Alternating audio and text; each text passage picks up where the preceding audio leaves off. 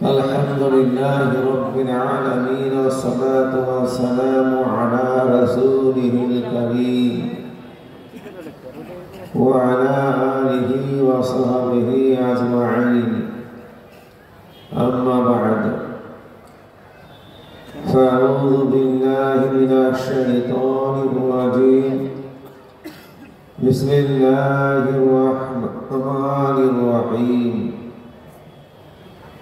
Qala Rasulullah sallallahu alaihi wasallam Innal jannata tahta aqdami ummahat Aw qala qala Rasulullah sallallahu alaihi wasallam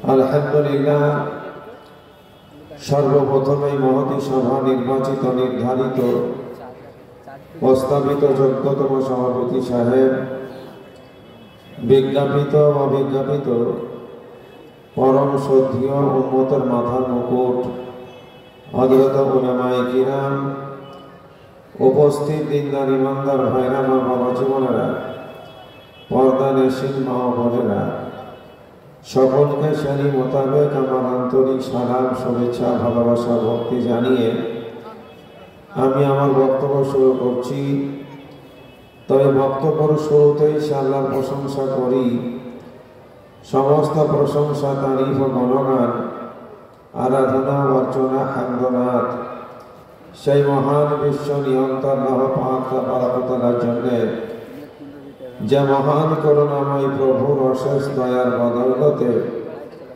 আজকে আমাদের মতো অপদার্থ অযোগ্য গুনাহগার মানুষগুলিকে আল্লাহ বড় ভালোবেসে বড় মায়া করে বড় দয়া করে কিছু কোরআন ও হাদিসের কথা বলা এবং শোনার জন্য কাউকে বক্তা কাউকে শ্রোতা হিসাবে একটি পবিত্র মজলিসে আসার ও বসার সুযোগ করে দিয়েছেন যার কারণে সে আল্লাহর প্রশংসায় আমরা সকলে বলি আলহামদুলিল্লাহ সবাই জোরে বলুন আলহামদুলিল্লাহ তারপরে তার পিয়ারা নবী আপনার আমার নবী তথা সারা বিশ্বের নবী যিনি নবীরও নবী যিনি সারা বিশ্বের ধর্মের গুরু সেই নবী মুহাম্মদুর রাসূলুল্লাহ সাল্লাল্লাহু আলাইহি ওয়াসাল্লামের প্রতি এবং তার সাহাবায়ে কিরামদের প্রতি তথা সারা বিশ্বের মুসলমান ও ঈমানদারদের প্রতি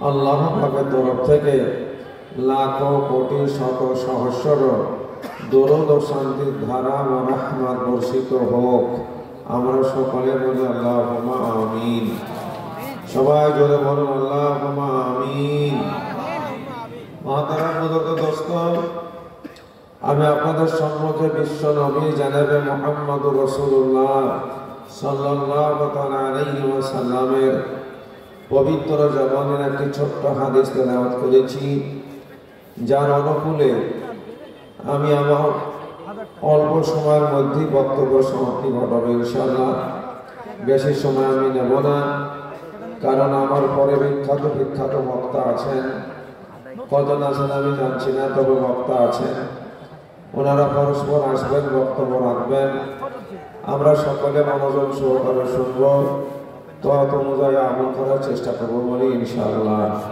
সবাই জোরে বলুন ইনশাআল্লাহ আল্লাহ আমাদের সকলকে কবুল করুন আমরা সকলে মিলে আল্লাহুম্মা আমিন মহতারাম বুজুর্গ দোস্ত আমরা দুনিয়াতে নামাজ পড়ি রোজা করি জালসা দিই জালসা শুনি দান করি এক কথায় যে সমস্ত ভালো কাজ আমরা জীবনে করি এই সমস্ত ভালো কাজের মূল আমাদের মুখ্য উদ্দেশ্য হলো জান্নাত নাকি বলেন যে এই কাজগুলো করলে আল্লাহ আমাদেরকে নেকি দেবেন নেকির বদলে আল্লাহ আমাদেরকে জান্নাত দেবেন এই জান্নাতের আশায় আমরা এত কষ্ট করে সারাদিন না খেয়ে রমজান মাসে রোজা রাখি বড় কষ্ট করে আমরা 5 ওয়াক্ত নামাজ পড়ি মাথার ঘাম পায়ে ফেলে ইনকাম করি তা থেকে আমরা দান খায়রাত করি ইত্যাদি ইত্যাদি আমরা ভালো কাজ আমরা সব যত যে যা পারি আমরা করি। তো যে জান্নাতের আশায় আমরা এত ত্যাগ তিতিক্ষা বরদাস্ত করি, যে জান্নাতের আশায় আমরা এত কষ্ট বরদাস্ত করি, এই জান্নাত যে কোথায় আছে আজ পর্যন্ত আমরা কেউ দেখিনি। দেখেছি তো? আপনারা কেউ দেখেছেন? এই জান্নাত যে আছে কোথায়? এই জান্নাত কি আসমানে আছে, না পাতালে আছে, না মক্কাতে আছে, না মদিনাতে আছে, না এই জান্নাত পাথর চাপড়িতে আছে, না ফুরফুরাতে আছে? এই জান্নাত আছে কোথায়? এই জান্নাত আসমানে নাই, পাতালেও নাই, মক্কাতেও নাই, মদিনাতেও নাই, ও ফুরফুরা পাথর চাপড়িতে তো নাই। তাহলে আছে কোথায়? যেখানে হয়ে জায়গাটা আছে তো নাকি বলেন? আছে।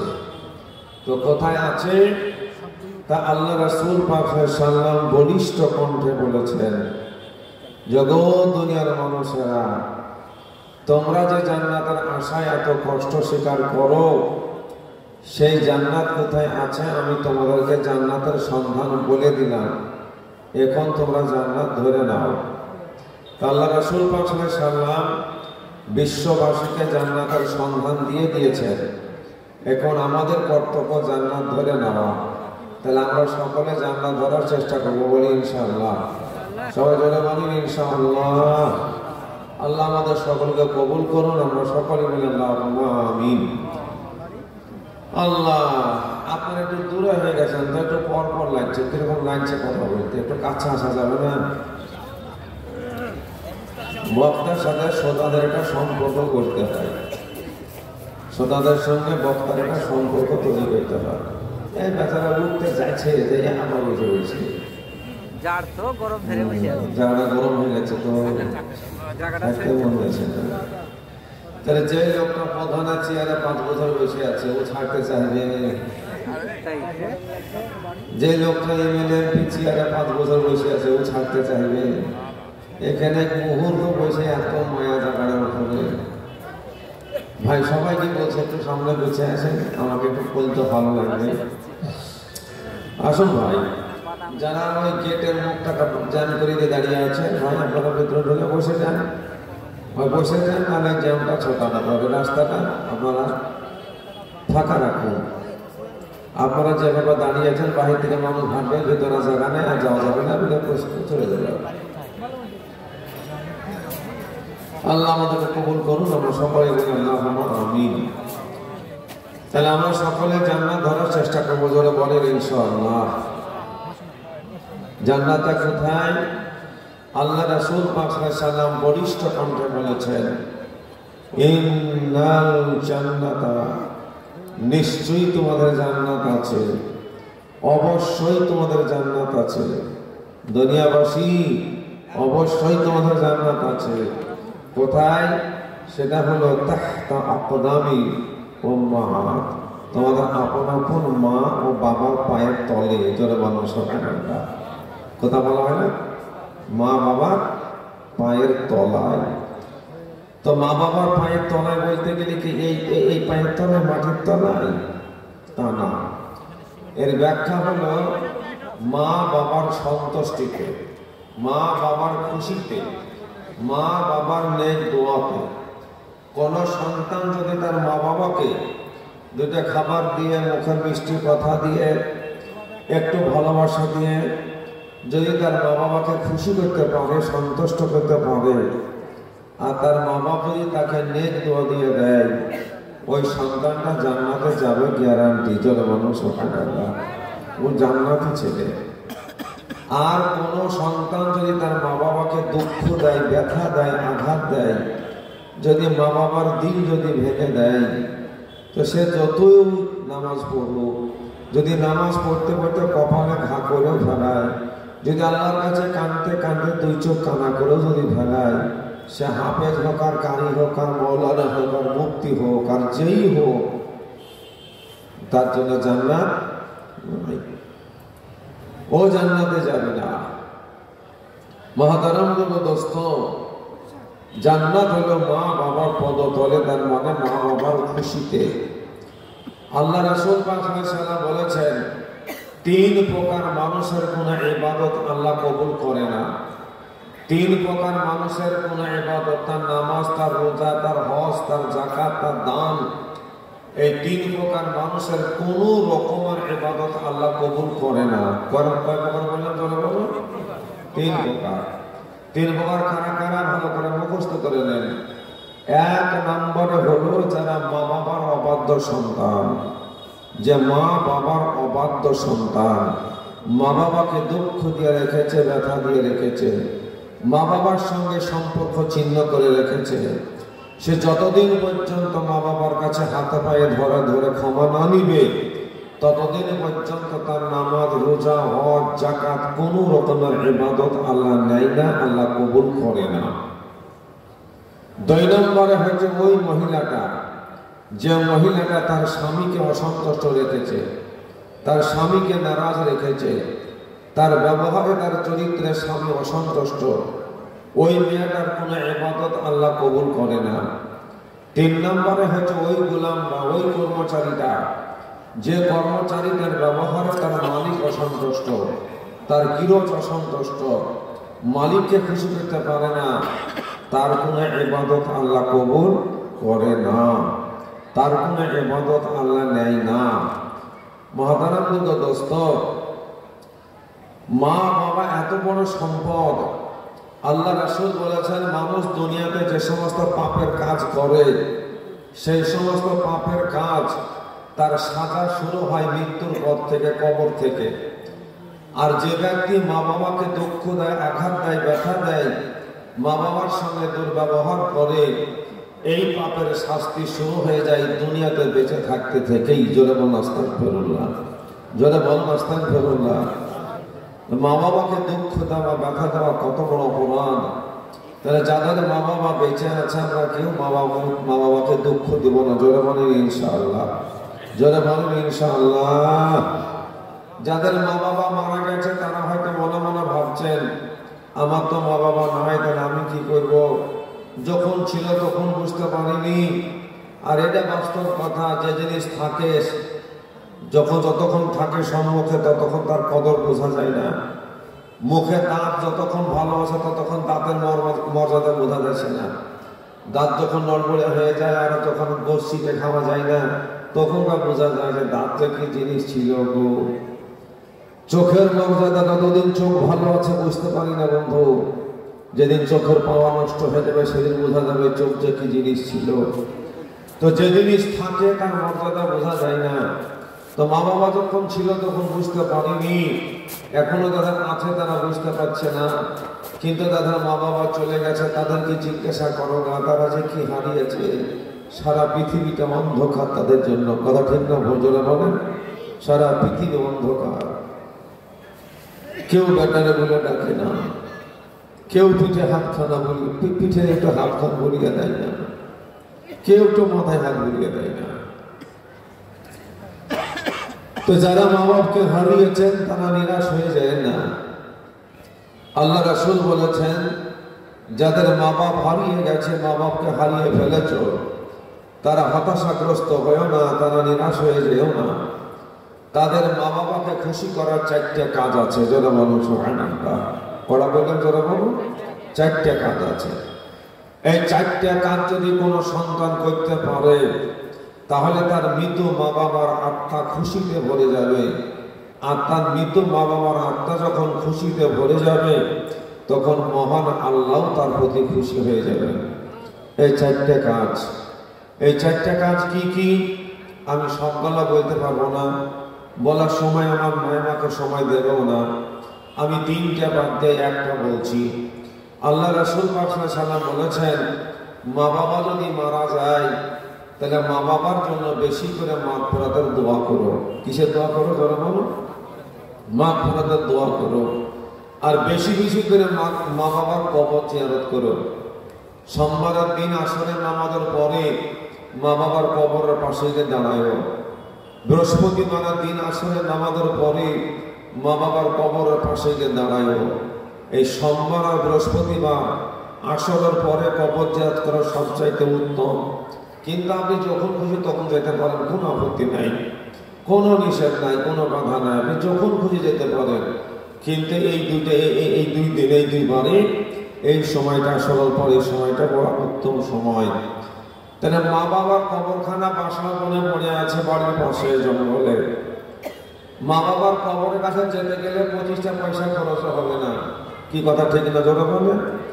মা বাবার কবরের কাছে একদিনও যাওয়া হলো না। কিন্তু এই ফাটা কপালওয়ালা মুসলমান হাজার হাজার টাকা খরচ করে গাড়ি ভাড়া করিয়ে সংসার কাজকর্ম সব কিছু বেঁধে রেখে চলে যায় কোন দাদা বাবার কবর জিয়ারত করতে, কোন খাজা বাবার কবর জিয়ারত করতে চলে যায় হাজার হাজার টাকা খরচ করে গাড়ি ভাড়া করি।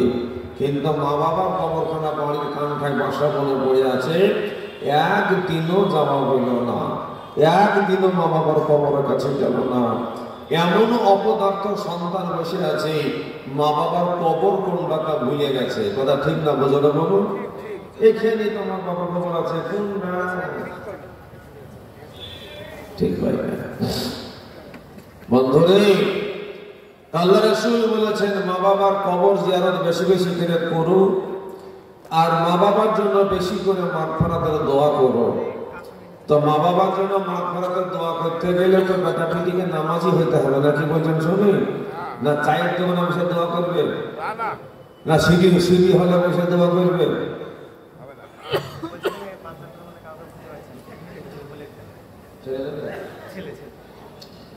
আচ্ছা, একটা বাচ্চা হয়তো আমার আব্বার সঙ্গে মায়ের সঙ্গে জালসা শুনতে এসেছিল, জালসা তারা ভিড়ের মধ্যে সঙ্গহারা হয়ে গেছে। বাচ্চারা ভিড়ের মধ্যে সঙ্গহারা হয়ে গেছে, বাচ্চারা স্টেজে আছে, কান্না করছে, মায়ের আওয়াজ বহু দূরে যাচ্ছে, অবশ্যই শুনতে পাচ্ছেন। আমি সকলের উদ্দেশ্যে বলছি, একটা বাচ্চা ছেলে সঙ্গহারা হয়ে গিয়ে কান্না করে বেড়াচ্ছে, ছেলেটাকে নিয়ে এসে স্টেজে রাখা হয়েছে। হ্যাঁ, ছেলেটা যার হবে এসে নিয়ে যান। যাই হোক, ওকে ছাড়েন না, এখানে বসে রাখেন। আচ্ছা ভাই, তো মা বাবার জন্য দোয়া করতে গেলে তো বেটা বেটিকে নামাজই হইতে হবে, নাকি বলছেন শুনি? নামাজ না পড়ে ও কি দোয়া করবে? আর বেনামাজের দোয়া বা কি কাজে লাগবে? তো নামাজ তো পড়তে হবে। আল্লাহ রাসূল বলেছেন, হাদিস পাকের মধ্যে আছে, আল্লাহ রাসূল সাল্লাল্লাহু আলাইহি ওয়াসাল্লামকে যখন কোনো ব্যক্তি বলতেন হুজুর দোয়া করুন, তো নবীজি বলতেন দোয়া করব, কিন্তু আগে দেখো এই মজলিসে কোনো মা বাবার অবাধ্য সন্তান আছে কি দেখো। বলে হুজুর কেন? বলে যে মজলিসে মা বাবার অবাধ্য সন্তান থাকে সে মজলিসে হাজারে দোয়া করলে সে তো আল্লাহ কবুল করে না। তো মা বাবার কোনো অবাধ্য সন্তান থাকলে আগে তাকে মজলিস থেকে বের করে দাও, কারণ সে থাকলে দোয়া কবুল হবে না। তাহলে বুঝতে পারছেন তো মা বাবার অবাধ্য সন্তান কত বড় নিকৃষ্ট, যে মা বাবার অবাধ্য সন্তান যে মজলিসে থাকে সে মজলিসে নবীর দোয়া করলে আল্লাহ কবুল করে না। কত বড় নিকৃষ্ট, তাহলে সে ভাবনে এবার। তো মা বাবার জন্য দোয়া করতে গেলে তাকে নামাজ পড়তে হবে। আর নামাজ একটা এমনই জিনিস, নামাজের ভিতরে মা বাবার জন্য একটা খাস করে দোয়া আছে, আছে না নাই? কোন দোয়াটা গো? না পাগল, ওটা তো আমরা নামাজের বাইরে মোনাজাতে পড়ি। নামাজের ভিতরে একটা দোয়া আছে, আপনারা পড়েন সবাই, কিন্তু মানে জানেন না তো, ওই জন্য বললাম না কোন আপনারা বুঝতে পারছেন না, বলতে পারছেন না। আপনারা সবাই পড়েন দোয়াটা।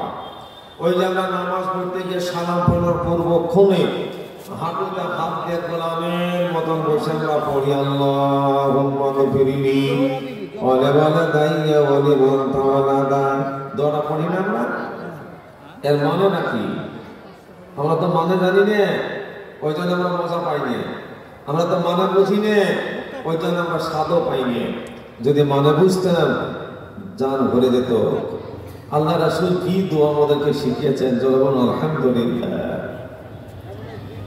নামাজ পড়তে গিয়ে সালাম ফেরানোর পরবক্ষণে হাঁটুতে হাত দিয়ে গোলামের মতন বসে আমরা প্রথম নম্বরে বলি আল্লাহুম্মা গফিরলি, আল্লাহ সর্বপ্রথম তুমি আমার জীবনের গুনাহগুলো মাফ করে দাও। এ আল্লাহ, জীবনে যত পাপ করেছি, যত গুনাহ করেছি, ছোট থেকে বড়, বড় থেকে ছোট, সাগিরা কাবিরা, হাতের দ্বারাই, পায়ের দ্বারাই, চোখের দ্বারাই, মুখের দ্বারাই, মস্তিষ্কের দ্বারাই, কুলবের দ্বারাই, এ আল্লাহ, মানুষকে লুকিয়ে বহু অন্যায় করেছি, বহু পাপ করেছি। কোন মানুষ দেখেনি, পুলিশ প্রশাসন দেখেনি, সিবিআই দেখেনি, ইডি দেখেনি, সিবিআই দেখেনি, কিন্তু আল্লাহ তোমাকে লুকোতে পারেনি গো মওলা। কথা তাই না জোরে বলুন? আল্লাহ তোমাকে গোপন করতে পারিনি। যা কিছু করেছি আল্লাহ সব তোমার চোখের সামনে, তুমি সব দেখেছো, সব জানো। এ আল্লাহ, আমার জীবনে যত অন্যায় করেছি, পাপ করেছি, নোংরা কাজ করেছি, যদি আমার জন্ম দুঃখিনী মা বাবা যদি জানতে পারে, এক মুহূর্ত মা বাবা আমাকে বাড়িতে রাখবে না। তোর মতন নোংরা ছেলের দরকার নাই, বাড়ি থেকে বেরিয়ে যে বলে ঘাট ধরে বের করে দেবে। আমার জীবনের অপরাধ বলে যদি আমার সন্তানরা জানতে পারে, তারা কখনো আমাকে আব্বা বলে ডাকবে না, বলে তোমার মতন নোংরা লোককে আব্বা বলে ডাকবো না। যদি আমার প্রাণের বিবি যদি জানতে পারি, এক মুহূর্ত প্রাণের বিবি আমার পাশে থাকবে না। কিন্তু আল্লাহ, তুমি সব জানো, সব তুমি দেখেছো। জানার পর আল্লাহ আমার জীবনের পাপ গুলাকে তুমি গোপন রেখেছ। আল্লাহ, তুমি কাউকে জানতে দাওনি, তবুও দুনিয়ায় তুমি এত বড় ইজ্জত দিয়েছ, সম্মান দিয়েছ। আল্লাহ, তাই তোমার কাছে আমার আকুল আবেদন, আল্লাহ, আমার জীবনের গুনাহ তুমি ক্ষমা করে দাও। কারণ জানি না গো মওলা, কোন মুহূর্তে মরণ হয়ে যাবে। এমত অবস্থায় যদি মরণ হয়ে যায়, গনার বোঝা নিয়ে কবরে ঢুকতে হবে। তোমার রাসূল বলেছেন, একটি গুনাহ নিয়ে কবরে গেলি জীবন ধ্বংস হয়ে যাবে। ইয়া আল্লাহ, আমার রক্ত মাংস বডিতে আমি কবরের আযাব সহ্য করতে পারবো না, আমি জাহান্নামের আগুন সহ্য করতে পারবো না। দুনিয়ার একটু আগুনের ফুলকে গায়ে বলি কত কষ্ট হয়, জান চলে যায় গো আল্লাহ। আগুন দিয়ে গরম করা একটু পানি গায়ে পড়ে জান চলে যায়, ফুসকা পড়ে যায়, কত কষ্ট হয় গো মওলা। কিন্তু তোমার রাসূল বলেছেন, দুনিয়ার আগুনের চাইতে জাহান্নামের আগুন 69 গুণ বেশি তেজ হবে। জোরে বলো সুবহানাল্লাহ, আর জোরে বলো সুবহানাল্লাহ। ইয়া আল্লাহ, ওই জাহান্নামের আগুন কেমন করে সহ্য করবো গো আল্লাহ। আল্লাহ, তুমি আমার বিগত জীবনের সমস্ত গুনাহগুলো মাফ করে দাও গো দয়া। দুই নম্বরে কি বলি? দুই নম্বরে বলি, বলে বলে দাইয়া আল্লাহ, আমার জনম দুঃখিনী মা, আমার জনম দুঃখী আব্বা বড় কষ্ট করে খেয়ে না খেয়ে তারা আমাকে মানুষ করেছি, মুখের চিবানো খাবার বের করে তারা আমাকে খাইয়েছি, কত রাত ওর অবুঝ থেকে আমাকে পেট ভরে খাইয়েছি, কত দিন তারা অনাহারে থেকে আমাকে পেট ভরে খাইয়েছি। এ আল্লাহ, মা বাবার মতন দরদিনী জগৎ আর কেউ হবে না। আল্লাহ, আমার মা বাবা আমাকে লেখাপড়া শেখাতে গিয়ে, আমাকে খাইয়ে পরে বড় করতে গিয়ে বহু গুনাহ করে ফেলেছে আমার কারণে, বহু পাপ করে ফেলেছে আমার কারণে। এ আল্লাহ, আমার সেই জনম দুঃখিনী মা, আমার জনম দুঃখী আব্বাকে নিয়ে আল্লাহ তুমি মাফ করে জান্নাতবাসী করে দাও।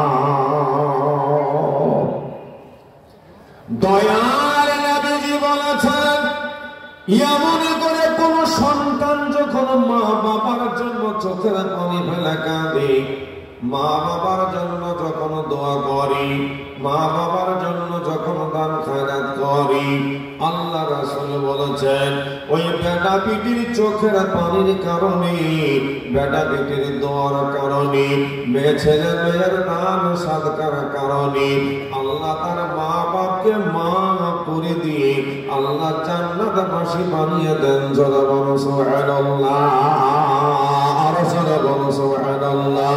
কেমন করে মাফ করাবেন?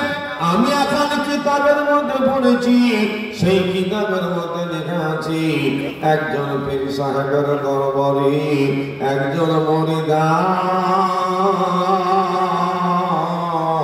কলবের দিকে লক্ষ্য করে দুই চোখ বন্ধ করে দিয়ে একাগ্রত চিত্তে মুহাম্মদের সঙ্গে পড়েছেন কালেমা লা ইলাহা ইল্লাল্লাহ। সবাই চলে পড়ো লা ইলাহা ইল্লাল্লাহ, লা ইলাহা ইল্লাল্লাহ, লা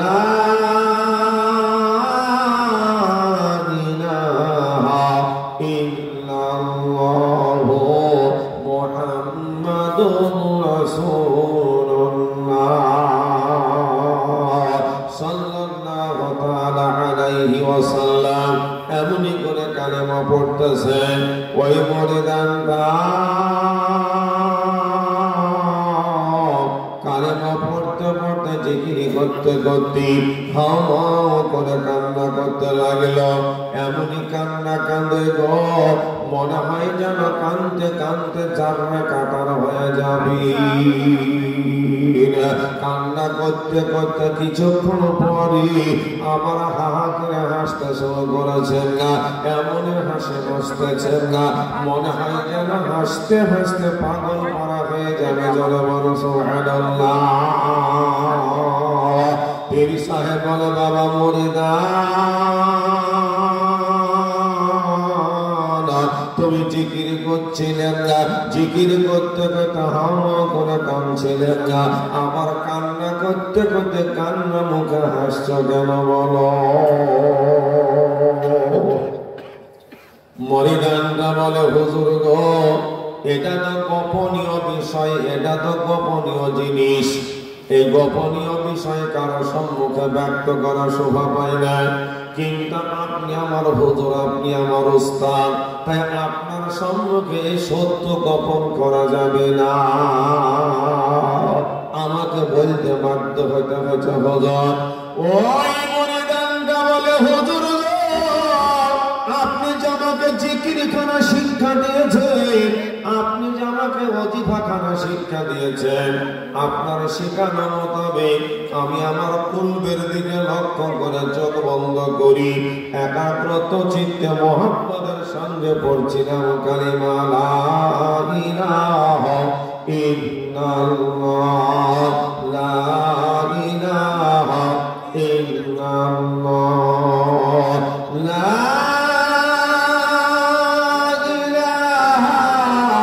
ইল্লাল্লাহু মুহাম্মাদুর রাসূলুল্লাহ সাল্লাল্লাহু তাআলা আলাইহি ওয়াসাল্লাম। এই কালেমা হুজুর আমি পড়ছিলাম না, পড়তে পড়তে আমার কাশফশক্তি জেগে গেল, আমার অন্তর চক্ষু খুলে গেল। জোরে বলো সুবহানাল্লাহ।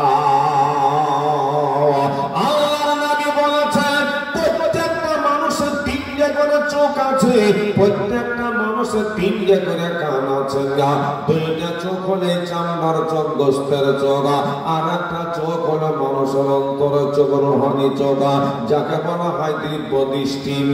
দুইটা কান হলে চামড়ার কান, গোস্তের কান, আর একটা কান হলো মানুষের দিলের কান, অন্তরের কান। আল্লাহর নবী বলেছেন না, এই অন্তর চক্ষু না, অন্তর কর্ণটা আল্লাহ যাকে দান করেন না, যেই ব্যক্তি পেয়ে যায়, আল্লাহ যাকে দান করে দেন না, সেই ব্যক্তি এক জায়গাতে বসেন না, চামড়ার চোখ দুটা বন্ধ করে দিয়ে, চামড়ার কান দুটা বন্ধ করে দিয়ে অন্তর চক্ষু দিয়ে পৃথিবীর হালাত বুঝতে পারি, এমনকি কবরের আযাবও দেখতে পাই, শুনতে পাই। জোরে বলো সুবহানাল্লাহ, আর জোরে বলো সুবহানাল্লাহ। ওই মুরিদানরা বলে, হুজুর জিকির করতে করতে আমার কাশফ শক্তি জেগে গেল, আমার অন্তর চক্ষু খুলে গেল, আমার অন্তর চক্ষু দিয়ে তাকিয়ে দেখলাম হুজুর আমার মা বাবার কবরখানা, আমার মা বাবার কবরের দিকে তাকিয়ে দেখলাম আমার মা বাবার কবরে দাও দাও করে জাহান্নামের আগুন জ্বলতেছি।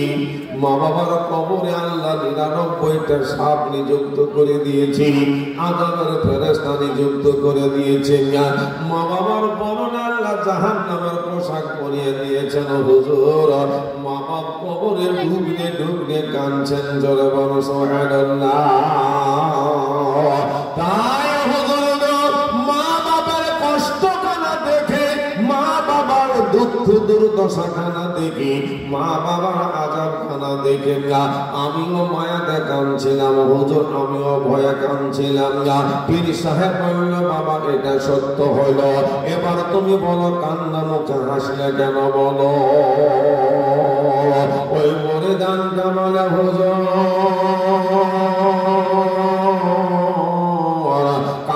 করতে করতে আমার একটা নবীর হাদিস মনে পড়ে গেল। আল্লাহ রাসূল বলেছেন, ওয়ালাদিন সালিহিন ইয়াদউনাহু, কোন যোগ্য সন্তান যদি মা বাবার জন্য দোয়া করে, মা বাবার জন্য চোখের পানি ফেলে কাঁদে, মা বাবার জন্য যদি দান খায়রাত করি, ওই সন্তানের চোখের পানির কারণে, দান খায়রাতের কারণে আল্লাহ রব্বুল আলামিন তার মা বাবাকে মাফ করে দেয়। হুজুর আমার এই হাদিসটি মনে হবার সঙ্গে সঙ্গে আমি আল্লাহর কাছে কাঁদতে লাগলাম, এ আল্লাহ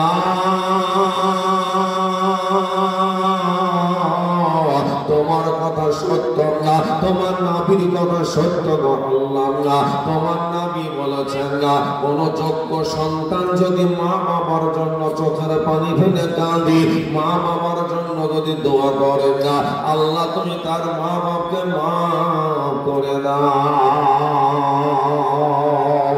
আল্লাহ আমি আমার মা বাবার যোগ্য সন্তান হতে পেরেছি কিনা জানি না, আমার মা বাবার আমি অবাধ্য সন্তান, অপদার্থ সন্তান না।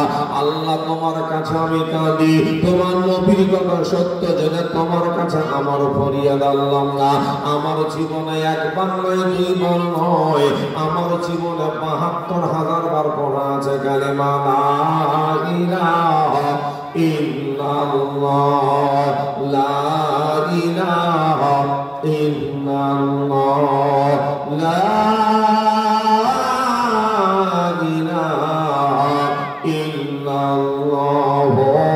মুহাম্মাদুর রাসূলুল্লাহ সাল্লাল্লাহু তাআলা আলাইহি ওয়াসাল্লাম।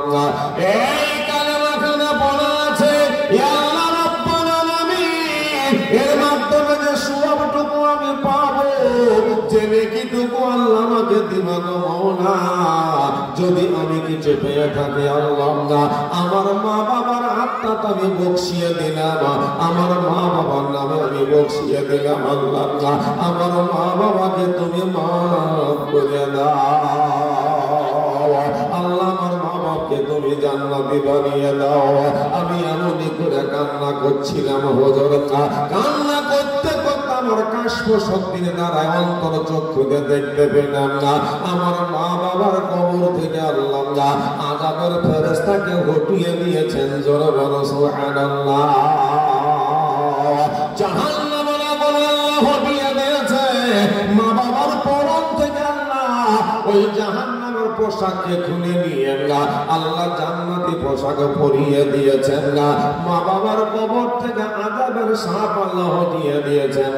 মা বাবার কবর আল্লাহ জান্নাতের বিছানা বিছিয়ে দিয়েছেন, জান্নাতের পোশাক আল্লাহ পরিয়ে দিয়েছেন, জান্নাতের জান্নাতের গেট আল্লাহ খুলে দিয়েছেন, জান্নাতের বাতাস মা বাবার কবরে আসছে, জোরে বলো সুবহানাল্লাহ। তাই আমার মা বাবা শেষের দিকে বড় আনন্দিত না, আমার মা বাবা বড় খুশিতে আছে, শান্তিতে আছে না, আমার মা বাবা শেষের দিকে বড় আনন্দে আছে না। তাই মা বাবার খুশি দেখে, মা বাবার আনন্দ দেখে না আমিও আনন্দে হাসছিলাম, জোরে বলো সুবহানাল্লাহ। এ মুসলমান ভাইরা, বাবা জীবনেরা, এখান থেকে প্রমাণ হয়ে গেল কোন সন্তান যদি মা বাবার জন্য চোখের পানি ফেলে কাঁদেন না, যদি মা বাবার জন্য দোয়া করেন না, যদি মা বাবার জন্য যদি দান খায়রাত করেন না, ওই বেটা বিটির দান খায়রাতের কারণে, দোয়ার কারণে না, আল্লাহ তার মা বাপকে মাফ করে দেন, জোরে বলো সুবহানাল্লাহ, জোরে বলো সুবহানাল্লাহ। এই টাকার মানুষেরা, আজ বড় সুবর্ণ সুযোগ এসেছে গো, এখানে যত মানুষ আমার সম্মুখে বসে আছে, ওই অন্ধকার কবরে কারো আব্বা চলে গেছেন না, কারো মা কবরে চলে গেছেন না, কারো ভাই কবরে চলে গেছেন না, দাদু দাদি নানা নানি অনেকের কবরে চলে গেছে রে ভাই। এই জালসার ডেটটা যেদিন থেকে নির্ধারিত হয়েছে না, ওই দিন থেকে এলাকার সমস্ত কবরবাসীরা চাতক পাখির মতন তাকিয়ে আছে, জোরে বলো সুবহানাল্লাহ। বাপ কাঁদে বেটা, জনম দুঃখিনী মা কাঁদছেন বেটা রে, বড় কষ্ট করে খেয়ে না খেয়ে তোদেরকে মানুষ করেছি, লেখাপড়া শিখিয়ে তোদেরকে বড় করেছি রে বেটা, সোনার সংসার বানিয়ে দিয়ে আজ আমি খালি হাতে কবর এসেছি রে বাপ, আজ আমি কবরে চতুর্মুখী আযাবে গ্রেফতার হয়ে গেছি। ওই দিন আল্লাহর কোরআনকে বাঁচানোর উদ্দেশ্যে, আল্লাহর কোরআনকে বাঁচানোর কারণে নবীর ঘর মাদ্রাসার উন্নতি গল্পে জালসা হবে। আমার কোন দরদি বেটা আছো, আমার কোন দরদিনী বিটি আছো, আমার কোন দরদিনী নাতি পুতি আছো গো, একটু আমার নামে দান করি, শত শত মানুষ নিয়ে দোয়া করিয়ে নিবি রে বাবা। এই বলে এলাকার সমস্ত কবরবাসীরা চাতক পাখির মতন তাকিয়ে আছে ভাই। এখন আমাদের কর্তব্য হলো সেই মৃত মা বাবা দাদু দাদি নানা নানি যিনারা কবরবাসী হয়ে গেছেন, উনাদের আত্মার শান্তির উদ্দেশ্যে, উনাদের চোখের পানি মোছানোর উদ্দেশ্যে আমাদেরকে সাধ্য মোতাবেক কিছু দান খারাপ করে দোয়া করিয়ে নিতে হবে। কারণ আল্লাহ আমাদেরকে হায়াতে রেখেছেন, সুস্থ রেখেছেন। তাহলে এই কর্তব্য আমরা সকলে সাধ্য মোতাবেক আমরা আমল করার চেষ্টা করবো। যারা বলেন ইনশাআল্লাহ, আরো যারা বলেন ইনশাআল্লাহ। আচ্ছা, আপনারা এই দায়িত্ব পালন করবেন না করবেন না? আচ্ছা, কে কে করবেন না একটা হাতে দেখান, কে কে করবেন না? আপনারা করবেন না? আমরা করবো তো নাকি বলুন ইনশাআল্লাহ? সবাই যারা বলেন ইনশাআল্লাহ না। তা সন্ত ভাই, দেখি আজকের এই জালসা আল্লাহ নবীর ঘর মাদ্রাসার উন্নতি গল্পে, এই যে জালসা আল্লাহর কোরআনকে বাঁচানোর উদ্দেশ্যে সারা পৃথিবীর কাফের বেঈমান যে মুহূর্তে পায়তারা করছে পৃথিবীর মানচিত্র থেকে কোরআনকে মুছে দেওয়ার জন্য, সেই সময় সেই মুহূর্তে আল্লাহর কোরআনকে বাঁচানোর জন্য এই মাদ্রাসার প্রয়োজন, এই মাদ্রাসার উন্নতি গল্প আজকের এই জালসা। তো ভাই, আমি আপনাদের ভিতরে ওই 50,000 1 লাখ টাকা ওইভাবে চাইবো না। আমরা যেমন সাধারণ মানুষ, গরিব মানুষ, আমি সাধারণ দান একটা চাইবো ভাই। এই নবীর ঘর মাদ্রাসার জন্য, আল্লাহর কোরআনকে বাঁচানোর জন্য, আল্লাহর কোরআনকে টিকিয়ে রাখার জন্য, আল্লাহর কোরআনের তাবলীগের জন্য, প্রচার ও প্রসারের জন্য আমি সর্বপ্রথম একজন আল্লাহর বান্দা দেখতে চাইছি। সর্বপ্রথম একজন আল্লাহর বান্দায় ভরা মজলিস থেকে আমার ডানে, আমার বামে, আমার সম্মুখ, আমার পিছনে কোন আল্লাহর বান্দা আছেন দেখি। সর্বপ্রথম 10,000 টাকার দাতা, সর্বপ্রথম 10,000 টাকার দাতা দেখি কোন আল্লাহর পিয়ারা বান্দা আছেন এই মাদ্রাসা। ও আল্লাহ, ওটা আছে, ওটা বাদ দেন।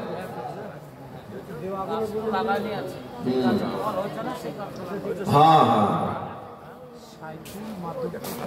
আল্লাহ। তাহলে বলি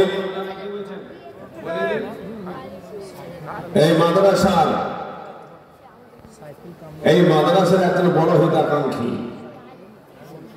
মাদ্রাসার একজন বড় দরদি আলহাজ সিরাজউদ্দৌলা, কাতারে কি আলহাজ সিরাজউদ্দৌলা সাহেব, উনি 1 লক্ষ টাকার দাতা। সবাই যারা বলে আলহামদুলিল্লাহ, একবার সব আমাদের তাকান গো, সবাই বলে আলহামদুলিল্লাহ। সিরাজউদ্দৌলা সাহেব 1 লক্ষ টাকার দাতা। সবাই যারা বলে মারহাবা।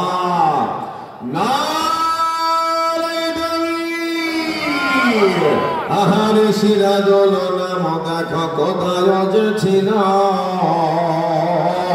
মাদ্রাসার কথা তাহার মনে পড়ে গেল। থাকিতে না পেরে দেখো হেঁটায় বসিয়া 1 লক্ষ টাকা দিল মাদ্রাসা লাগিয়া। ও গো দয়াময়ী তুমি দয়া প্রকাশিয়া এই দানা দাও তাহার কবল করিয়া। সবাই বলে আল্লাহুম্মা আমিন। ভাই এই মুহূর্তটা গুরুত্বপূর্ণ মুহূর্ত ভাই, যারা দাঁড়িয়ে আছে ভাই বসে যাও, কারণ জিহাদ শুরু হয়েছে। আল্লাহর রাস্তায় কে কত মাল দিতে পারে, নবীর ঘরে কে কত মাল দিতে পারে, তার জিহাদ শুরু হয়েছে ভাই। এই মুহূর্তে কেউ চলে যাবেন না, যারা দাঁড়িয়ে আছেন ভাই চলে বসে যাও। সুবহানাল্লাহ।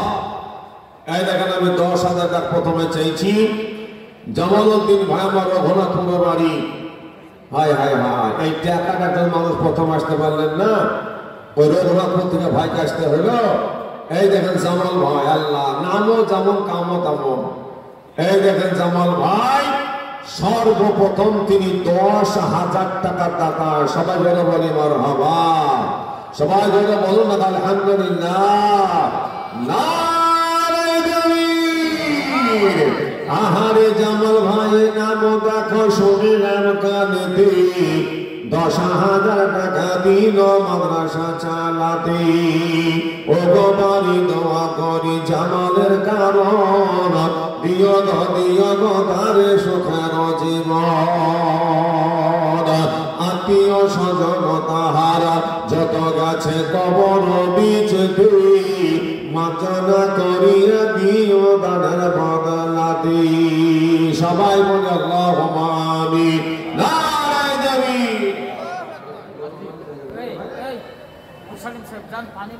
গরম পানি গরম পানি আপনি উঠেন না, ও সকালে এখন বলবো না, দেশের লোক বলি চালু শেখ আগে দেশের যে আছেন তাই বলেন। ওটা তো বহুত হয়ে গেল।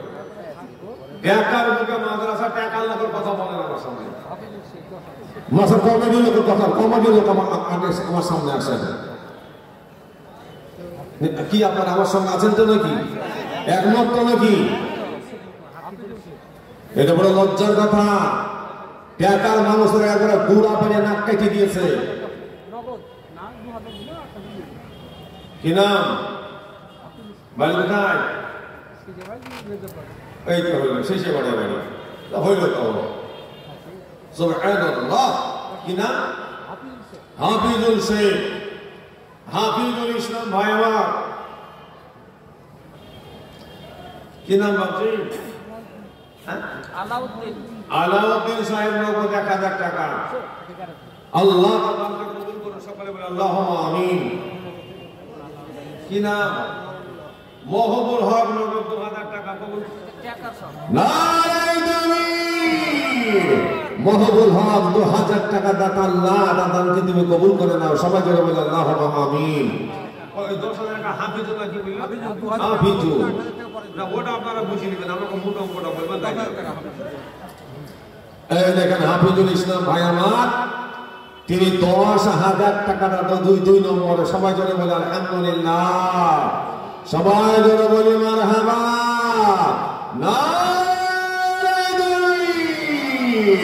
হাফিজুল ভাই আমার কত ভালো ছিল, 10,000 টাকা দেখো তোমার হে দিল। ও গো বাড়ি দেওয়া করি হাফিজুলের ওজন দে, সুখ শান্তি পাই জানো দম জাহান দে। আত্মীয় স্বজন তাহার যত গেছে কবর বিছতে মার্জনা করিয়া দিও দানের বাগানাতে সবাই বলি আল্লাহুম্মা আমিন নারায়ে তাকবীর আচ্ছা ভাই তাহলে 10,000 টাকা দুজন হয়েছে ভাই দুইজন হয়েছে 10,000 টাকা দাতা আমি 3 নম্বরে দেখতে চাইছি কোন আল্লাহর পিয়ারা বান্দা আছেন মর্দে মুজাহিদ আছেন মা বাবার যোগ্য সন্তান আছেন আজকে মা বাবার চোখের পানি মোছানোর উদ্দেশ্য নিয়ে মা বাবার কবরে একটু শান্তি পৌঁছে দেওয়ার উদ্দেশ্য নিয়ে 3 নম্বরে 10,000 টাকা দাতা দেখি ভাই কোন আল্লাহর পিয়ারা বান্দা আছেন এই মাদ্রাসা কমিটি সেক্রেটারি সভাপতি কেশিয়ার মেম্বার দেশের মেম্বার অঞ্চলের প্রধান কোন মাস্টার কোন ডাক্তার কোন ব্যবসায়িক ভাইবার দেখি 3 নম্বরে 10,000 টাকা দাতা 10,000 টাকা দাতা যদি আপনি নগদ পারেন তো খুবই ভালো নগদ যদি আপনি না পারেন আপনার পকেটে 500 1000 2000 যেটা আছে আপনি সেটাতে অংশগ্রহণ করুন যে 10,000 এর মধ্যে এই টাকাটা দিলাম বাদ বাকি টাকাটা আমি একবারে নাই দুবারে নাই তিনবারে নাই চারবারে নাই পাঁচবারে আমি কিস্তি করে টাকাটা দিয়ে দেবো ইনশাআল্লাহ আমার যে মাসে যেমন ইনকাম হবে সেই মাসে সেইভাবে করে দিয়ে টাকাটা আমি শোধ করে দেব 10,000 টাকা দাতা 3 নম্বরে দেখি কোন আল্লাহর বান্দা আছে কোন আল্লাহর পিয়ারা বান্দা আছেন দেখি ভাই 10,000 টাকা দাতা আসি ভাই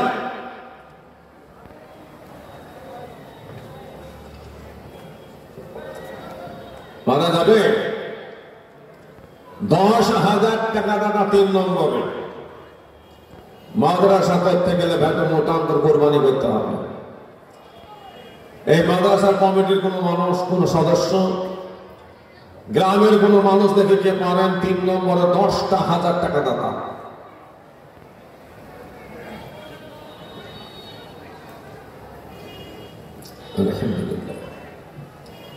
দেখা যাক কে আসে ভাই দেখি হয় 10,000 টাকা দিতে হবে নইলে আমার সম্মুখে এসে দাঁড়িয়ে বলতে হবে যে 10,000 টাকা দেওয়ার মতন যোগ্যতা সম্পন্ন ব্যক্তি টাকাতে নাই আমাদের এলাকায় নাই ও আমরা পারবো না আমরা দুর্বল অল্প করে চাহান তখন আমি অল্প করে চাইব হয় দিতে হবে নাইলে বলতে হবে বলে ভাই দেখি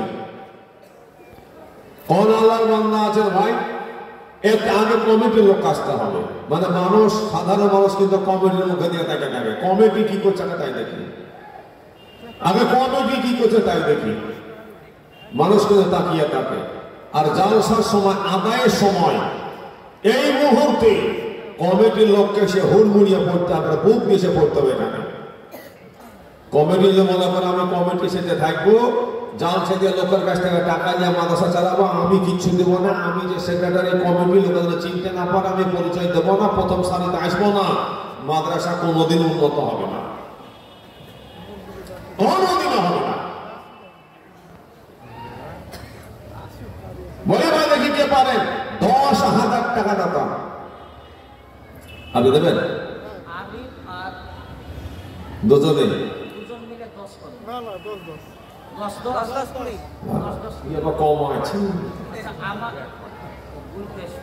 আল্লাহ একটা ঝকঝকা বলো ভাই আমাকে প্রচন্ড ঠান্ডা লেগেছে বলার অবস্থা খারাপ তো কি কি কি নাম বলবো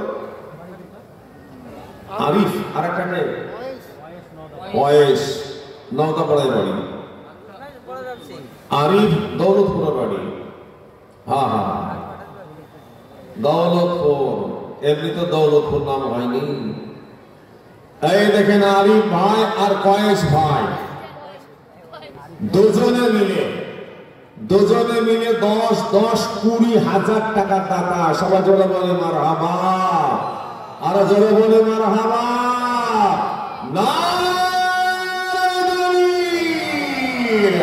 আহের ওয়াহিসান ভাই আমার আর আরিফ ভাই দুজনে মিলিয়া 20,000 টাকা দিল দেখো কিবরিয়া দোয়া করিব আমি তাহাদের জন্য সুখ শান্তি পাই যেন কোন জাহান আত্মীয় স্বজন যদি থাকে কোন মুসিবতে ধরাইয়া নিও তুমি দানের মাদালাতে। সবাই বলি আল্লাহুম্মা আমিন। নারে তাকবীর। আল্লাহ। তাহলে ভাই কজন হলো? 4 জন হয়ে গেল ভাই। 4 জন হয়েছে 10,000 টাকার দাতা। এবার একটা কথা আপনাকে বলি, ইসলামের খুঁটি কটা গো? ইসলামের খুঁটি হইল 5টা। নামাজ কত ওয়াক্ত? 5 ওয়াক্ত। তাহলে 5-এর কত গুরুত্ব এবার ভাবুন আপনি। ইসলামের খুঁটি 5টা, ইসলামের পিলার 5টা, 5টা স্তম্ভের উপর ইসলাম স্থাপিত। আছেন কোন আল্লাহর পিয়ারা বান্দা যে নবীর ঘর মাদ্রাসার আপনি 5 নম্বরের খুঁটি হয়ে যাবেন? 5 নম্বরে একজন আল্লাহর পিয়ারা বান্দা আমি দেখতে চাইছি। আমার ডানে, আমার বামে, আমার সম্মুখে কে আছেন? 10,000 টাকা দাতা। 10,000 টাকা দাতা দেখি 5 নম্বরে কোন আল্লাহর বান্দা আছেন? কোন বান্দা মুজাহিদ আছেন? কোন মা বাবার যোগ্য সন্তান আছেন? কোন নবীর পাগল আছেন যে নবীর প্রেমে নবীর ঘর মাদ্রাসায় 10,000 টাকা দাতা? কোন নজন যুবক ভাই আমার আছেন? কোন কমিটির সদস্যরা আছেন দেখি? কোন মা, কোন খালা, কোন বুবু আছেন কি দেখি? 5 নম্বরে 10,000 টাকা দাতা। সুবহানাল্লাহ। আসুন তো ভাই দেখি কোন আল্লাহর বান্দা আছেন 10,000 টাকা দাতা। কই গো এতক্ষণ পর্যন্ত কমিটির নাম আসলো না গো? সেক্রেটারি, সভাপতি কে, সে কাঁধের নাম তো আসলো না ভাই? আল্লাহ। ভাই কোথায়? এখানেই। কটা? ও আচ্ছা আচ্ছা আচ্ছা, এক কাতারে বসেছে। তেমনি হার্ডওয়ার দোকানদার। এই দেখেন আরিফুল ইসলাম ভাই আমার 5 নম্বরে তিনি 10,000 টাকার দাতা। সবাই জোরে বলি মারহাবা। একটু বলেন না তো কিছু আপনারা? আশ্চর্য কথা তো, একটু সহযোগিতা করবেন তো আপনারা। দেখেন না খেলার মাঠে 11 টাকা না 22টা প্লেয়ারে খেলে, আর ওখানে তো দর্শকরা হাততালি দেয়, হিয়ারা দেয়, আর প্লেয়ারদের আনন্দ ধরে যায়, আরো ভালো খেলার চেষ্টা করে। আপনারা এত কনজুস গো যে আপনারা একটু আল্লাহর নামটাও নিচ্ছেন না। সবাই জোরে বলি আলহামদুলিল্লাহ। আবারও বলি মারহাবা। আনা আরিফুল ইসলাম ভাই আমার 10,000 টাকার দাতা। সবাই জোরে বলি মারহাবা। আরিফুল ভাই আমার কত ভালো ছিল। 10,000 টাকা দেখো তোমার হে দিল। আরিফুলের মতো যদি সকলে হইত, মাদ্রাসা বানাতে ভবা ভাবনা হতো। তুমি দয়া প্রকাশিয়া আরিফুলের দানা গ্রহণ করিয়া, যে সাথে যে নিয়াতে করে গেল পুরা করে দিও তাহার মনের আরমান। সবাই বলি আল্লাহুম্মা আমিন। নারে তাকবীর। আচ্ছা ভাই, তাহলে 5টা হয়ে গেছে ভাই। এবার বলি আমি দেখি 6 নম্বরে, কারণ 6খানা সহিহ হাদিস, এই 6খানা হাদিসের উপর ভিত্তি করে সারা মুসলিম জাহান চলছে। তো দেখা যাক কোন আল্লাহর পিয়ারা বান্দা আছেন 6খানা হাদিসের প্রতি আমল করার উদ্দেশ্য নিয়ে 6 নম্বরে 10,000 টাকা দাতা। আমার ডানে বামে সম্মুখে পিছনে দেখি কোন বার্তা মুজাহিদ আছেন, মা বাবার যোগ্য সন্তান আছেন। 6 নম্বরে 10,000 টাকা দাতা। 10,000 টাকা দাতা দেবে বলে আল্লাহ। শুধু সাহস করো, আমি শিখিয়ে দিচ্ছি সেইভাবে নিয়াত করো। আমি যেভাবে শিখিয়ে দিচ্ছি ওইভাবে নিয়াত করো। আল্লাহ, আমার একটা বছরের ইনকাম থেকে তোমার কোরআনকে বাঁচানোর উদ্দেশ্যে আমি তোমার নবীর ঘর মাদ্রাসায় 10,000 টাকা দেব। আল্লাহ, তুমি আমার ক্ষেত খামারে বরকত দিও, আমার ব্যবসা বাণিজ্যে বরকত দিও। এ আল্লাহ, তুমি আমার বাড়িতে বরকত পরিপূর্ণ করে দিও। আসমানি বালা জমিনি বালা থেকে আমার ছেলে মেয়ে আমাকে সকলকে আল্লাহ তুমি হেফাজত করো। রোগ শোক বালা মুসিবত থেকে আল্লাহ তুমি হেফাজত করো। তোমার কোরআনকে বাঁচানোর জন্য আমি 10,000 টাকা তোমার নবীর ঘরে দেবো। আল্লাহ, এভাবে নিয়াত করুন, দেবেন আল্লাহ। আপনাকে আল্লাহ দেওয়ার যোগ্যতা দেবেন, আল্লাহ আপনাকে দেওয়া তৌফিক দেবেন, আল্লাহ দেবেন। আমাদের কি ক্ষমতা আছে রে ভাই? সমস্ত শক্তির মালিক আমার আল্লাহ। আসো ভাই, কোন আল্লাহর বান্দা আছে 6 নম্বরে 10,000 টাকা দাতা।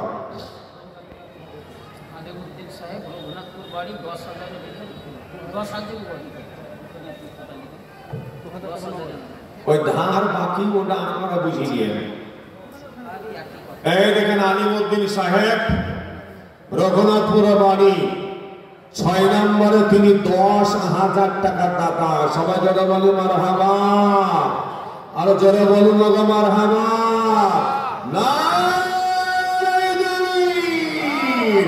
আলিমউদ্দিন নাম দেখো বান্দা যে তোমার 10,000 দিন টাকা দেখো বড়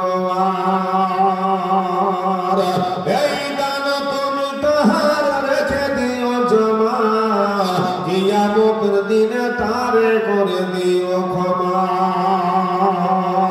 যে দোয়া করিব আমি দোয়া নাহি জানি তাহার জন্য করবে দোয়া খাদিজা জননী। সবাই বলি আল্লাহুম্মা আমিন। তাহলে 6টা হয়ে গেল ভাই। একটা কথা আমি না বলে থাকতে পারছি না। এই জাহান্নাম কটা গো? হ্যাঁ সবাই কিন্তু বলছে না জাহান্নাম কটা? 7টা জাহান্নাম। জাহান্নাম বড় ভয়ঙ্কর জায়গা। কোরআন শরীফের তাফসীরে কাবিরের মধ্যে লেখা আছে আল্লাহ রাসূল বলেছেন সারা পৃথিবীতে যত আগুন আছে, যুবকরা ভালো করে শোনো হাদিসটা, আল্লাহর নবী বলেছেন সারা পৃথিবীতে যত আগুন আছে সমস্ত আগুনকে যদি এক জায়গাতে ফেলা দেওয়া হয়, এক জায়গাতে লাট মারা হয়, এক জায়গাতে ফেলা দেওয়ার পরে জাহান্নাম থেকে কোন একজন মানুষকে হাত ধরে তুলে নিয়ে এসে যদি ওই আগুনের কুণ্ডে শুয়ে দেওয়া হয়, এই মানুষটার আরামে আলেসার ঘুম চলে আসবে। মানুষটা ঘুমায় যাবে। কেমন করে ঘুমাবে রে ভাই? আল্লাহ রাসূল উদাহরণ দিয়ে বলে দিয়েছেন, ও আমার সাহাবারা তোমরা ভালো করে শোনো। চৈত্র মাসে 10টি মাসে ফাঁকা মাঠে কনকনে রোদে দুপুর বেলায় কোন মানুষ যখন কাজ করে, কাজ করতে করতে ধুধু বাতাসে কনকনে রোদে যখন তার কণ্ঠনালী শুকিয়ে যায়, বুকের ছানা শুকিয়ে যায়, অবস্থা শোচনীয় হয়ে যায়, তখন সেই মানুষটা একটু ঠান্ডা ছায়া খুঁজে বেড়ায়। ওই মানুষটা যখন কোনো গাছের ছায়া তলে বসে, ঠান্ডা ছায়াতে বসার ফলে ঠান্ডা বাতাস যখন গায়ে লাগে, শরীরে ক্লান্তি নেমে আসে, চোখে ধুলো না নেমে আসে না, ওই মানুষটা সেখানে ঘুমায়া যায়। আল্লাহর কসম নবীজি বলেছেন চৈত্র মাসে 10টি মাসে দুপুর বেলায় যেমন গাছের ছায়ার তলে মানুষ আরামে ঘুমিয়ে যায়, জাহান্নাম থেকে কোন মানুষকে হাত ধরে তুলে নিয়ে এসে যদি দুনিয়ার আগুনের কুণ্ডে যদি শুয়ে দেওয়া হয়, যদি জ্বলন্ত চিমনি ভাটার কোণে যদি ভরে দেওয়া হয়, ওই মানুষটা মনে মনে ভাববে আমি গাছের ছায়া পেয়ে গেছি, আরামদায়ক জায়গা পেয়ে গেছি, ওই মানুষটা সেখানে আরামে ঘুমিয়ে যাবে। ও যুবকেরা, জাহান্নাম বড় ভয়ঙ্কর জায়গা রে ভাই। এই জাহান্নাম হলো 7টা। কোন আল্লাহর বান্দা আছে রে 7 নম্বরে? আমি আল্লাহ নবীর ঘর মাদ্রাসায় আল্লাহর কোরআনকে বাঁচানোর জন্য আমি 7 নম্বরে 10,000 টাকা দিয়ে আমার মা বাবা দাদু দাদি আমার জন্য জাহান্নামের 7টা দরজা আমি বন্ধ করে দেব।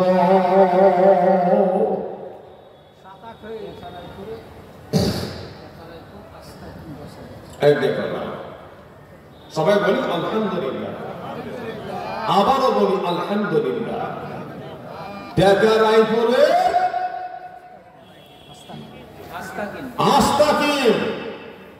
আস্তাকিম ভাই আমার, তিনি 10,000 টাকা দাতা। সবাই জোরে বলি মারহাবা, সবাই জোরে বলি মারহাবা।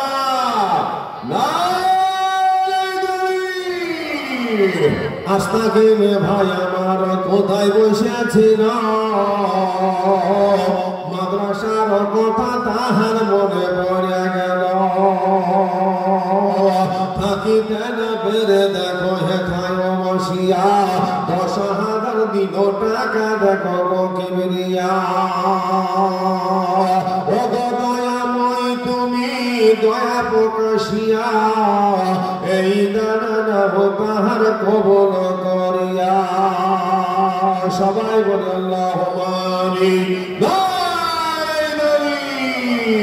সুবহানাল্লাহ। তারা 7টা হয়ে গেছে ভাই। কোন আল্লাহর পিয়ারা বান্দা তো দেখি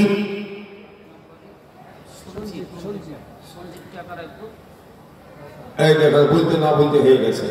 আল্লাহর বান্দা আছে রে ভাই, শুধু একটু ধৈর্য ধরো, একটু ধৈর্য ধরো ভাই। শোনো ভাই আমার, আপনারা বসে যান ভাই, অনুরোধ করছি বসে যান। এটা গুরুত্বপূর্ণ সময়, একবারে গুরুত্বপূর্ণ সময় এটা। বসে যাও ভাই। এই দেখেন সঞ্জীব ভাই আমার, সঞ্জীব ভাই আমার টাকা রায়পুরের বাড়ি 8 নম্বরে, তিনি 10,000 টাকা দাতা। সবাই জন্য বলুন মারহাবা, সবাই জন্য বলি মারহাবা।